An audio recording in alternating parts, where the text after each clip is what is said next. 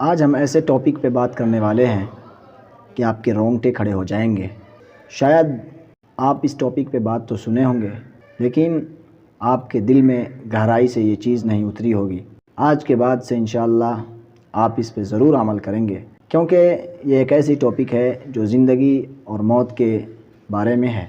یہ اگر ہم کریں گے تو بہت سارے نقصان سے بچ سکتے ہیں، اور اگر نہیں کریں گے تو بہت سارے نقصان میں پھنس سکتے ہیں، یعنی بہت سارا نقصان ہمیں اٹھانا پڑے گا۔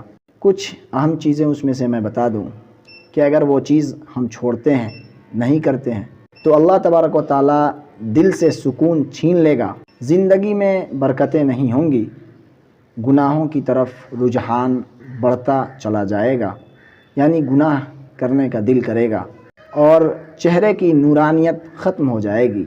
وہ چیز نماز ہے۔ یہ ایک ایسا موضوع ہے، اگر اس میں ہمارا رجحان نہیں رہے گا تو ہم دنیا میں بھی ناکام ہو جائیں گے اور آخرت میں تو ناکام ہوں گے ہی ہوں گے۔ اللہ تبارک و تعالیٰ نے ہمیں اور آپ کو دنیا میں بسنے والے تمام انسانیت کے بھلائی کے لیے پیدا کیا ہے، اور آج اگر ہم اپنے اوپر غور کریں تو خود ہمیں اندازہ لگ جائے گا کہ ہم آج کیا کر رہے ہیں۔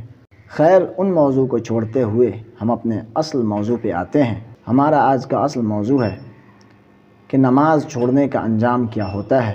یاد رکھیں، نماز دین کا ستون ہے۔ اگر یہ قائم ہے تو دین قائم ہے، اور اگر یہ ٹوٹ گئی تو دین کا نظام درہم برہم ہو جاتا ہے۔ قرآن مجید میں اللہ تعالیٰ فرماتا ہے، فَوَيْلٌ لِّلْمُصَلِّينَ الَّذِينَ هُمْ عَنْ صَلَاتِهِمْ سَاهُونَ۔ تباہی ہے ان نمازیوں کے لیے جو اپنی نماز سے غافل ہیں۔ سوچئے، یا وعید ان لوگوں کے لیے ہے جو نماز پڑھتے ہیں لیکن سستی کرتے ہیں، تو جو بالکل نہیں پڑھتا اس کا انجام کتنا سخت ہوگا، دنیا میں اس کا کیا حال ہوگا، یعنی جو نماز چھوڑتے ہیں ان کا دنیا میں کیا حال ہوگا۔ دل سے سکون چھین لی جاتی ہے، زندگی میں بے برکتی ہوتی ہے، گناہوں کی طرف رجحان بڑھ جاتا ہے، چہرے کی نورانیت ختم ہو جاتی ہے۔ دنیا کے کام کبھی ختم نہیں ہوں گے، لیکن قبر کا سفر اچانک شروع ہو سکتا ہے۔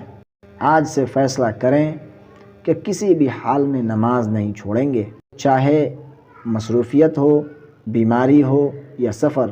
نماز ہماری پہلی ترجیح ہونی چاہیے۔ اللہ سے دعا ہے کہ ہمیں اور ہمارے اہل خانہ کو نماز کا پابند بنا دے، اور ہمیں ان لوگوں میں شامل کرے جو کامیاب ہیں۔ آمین۔